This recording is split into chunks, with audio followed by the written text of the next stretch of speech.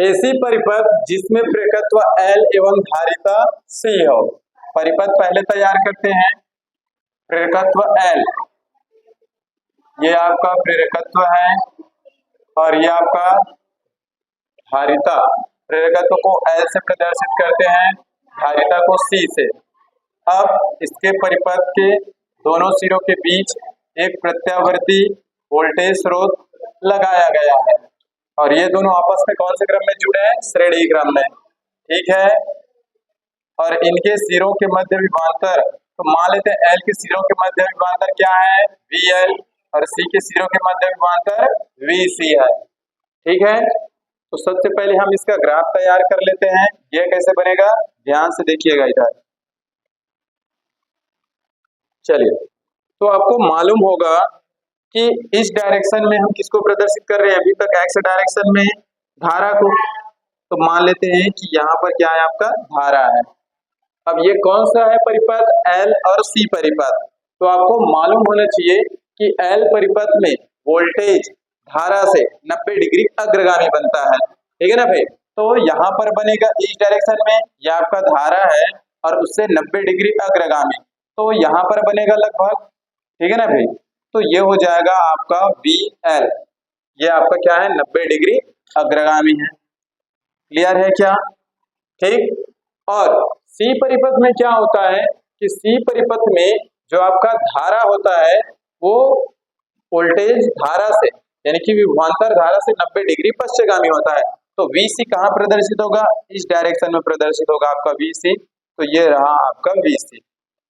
तो ये भी क्या है? 90 डिग्री पश्चगामी है आपका धारा से, तो ये हो जाएगा आपका 90 डिग्री। क्या इतना समझ में आ रहा है क्या डायग्राम? अब यदि हम VL और VC का परिणामी विभवांतर निकालें तो परिणामी विभवांतर को कैसे लिखते हैं? V से। ठीक है ना भाई? तो V बराबर क्या हो जाएगा? VL minus VC। ये इस बार आपका निकलेगा परिणामी विभवांतर, और इनके बीच का कोण कितने डिग्री का बन रहा है? 180। VL और VC के बीच टोटल कितने डिग्री का कोण है? 180 डिग्री, यानी कि सरल रेखा पर है। तो इस तरीके से हम प्रदर्शित करेंगे। फिर से सुन लीजिए, इस डायरेक्शन में आपका धारा है, तो धारा, अब ध्यान से देखना कि L परिपथ में जो आपके वोल्टेज था वो धारा से 90 डिग्री अग्रगामी था। तो ये रहा आपका वोल्टेज का VL, L परिपथ का 90 डिग्री अग्रगामी।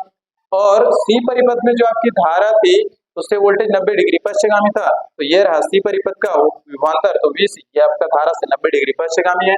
और दोनों के बीच बनने वाला कोण कितना है? 180 हो गया, 90-90। तो अब यदि हम VL और VC का परिणामी विभवांतर निकाले तो VL माइनस VC होगा इस बार। ठीक है। चलिए अब लिखते हैं इसमें कि माना धारिता C एवं प्रेरकत्व L आपस में श्रेणी क्रम में जोड़ा गया है। माना धारिता C एवं प्रेरकत्व L आपस में श्रेणी क्रम में जोड़ा गया है, जिनके सिरों के मध्य, जिनके या जिसके सिरों के मध्य प्रत्यावर्ती विभवांतर या वोल्टेज स्रोत लगाया गया है, लगाया गया है।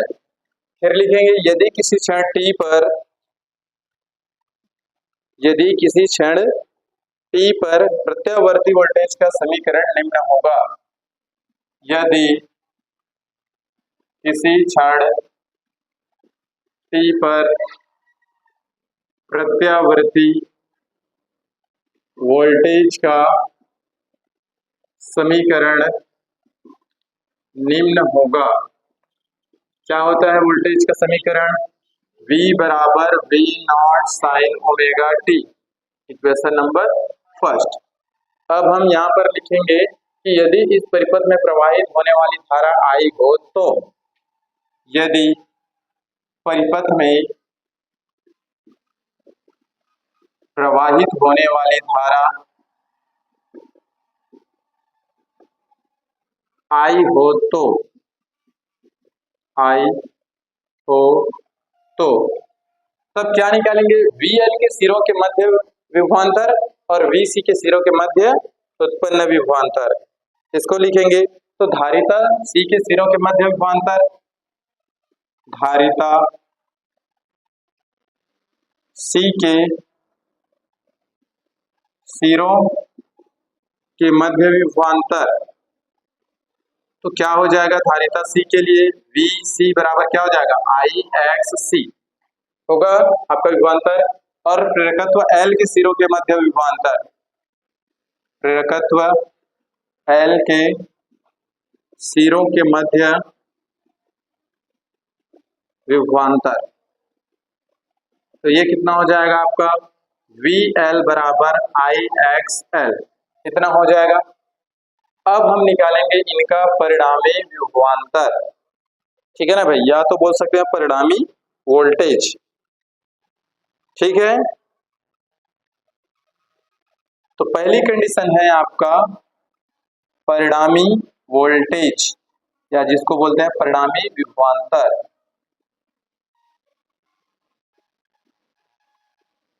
तो लिखेंगे यदि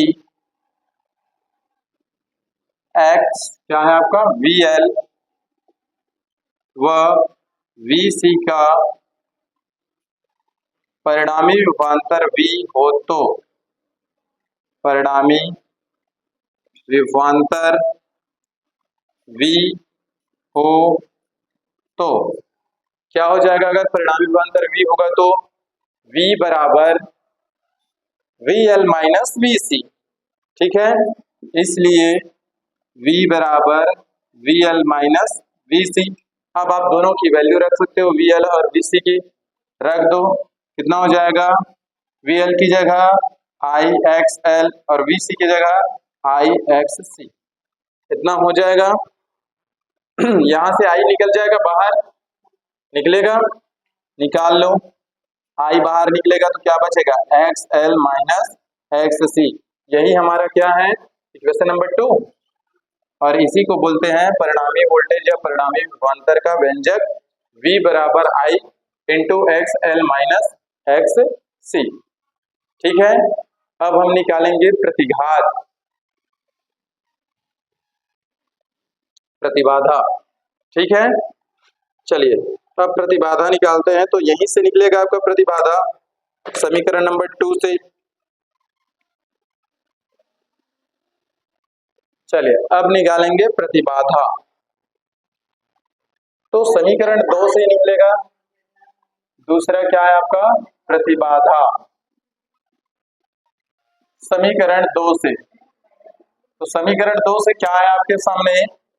V बराबर I ब्रैकेट के अंदर XL माइनस XC।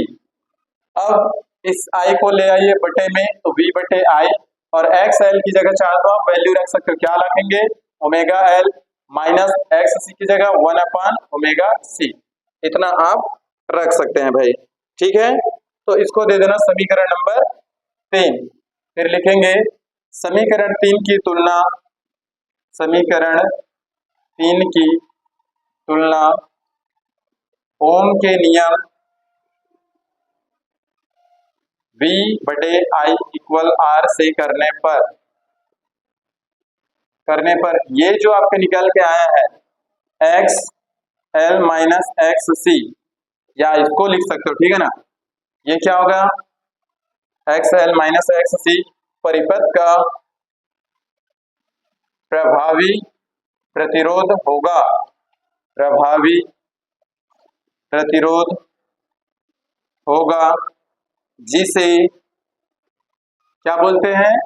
जिसे परिपथ का प्रतिबाधा कहते हैं। इसे Z से प्रदर्शित करते हैं, इसे Z से प्रदर्शित करते हैं। अब Z बराबर क्या हो जाएगा? तो Z बराबर, इसलिए Z बराबर हो जाएगा क्या?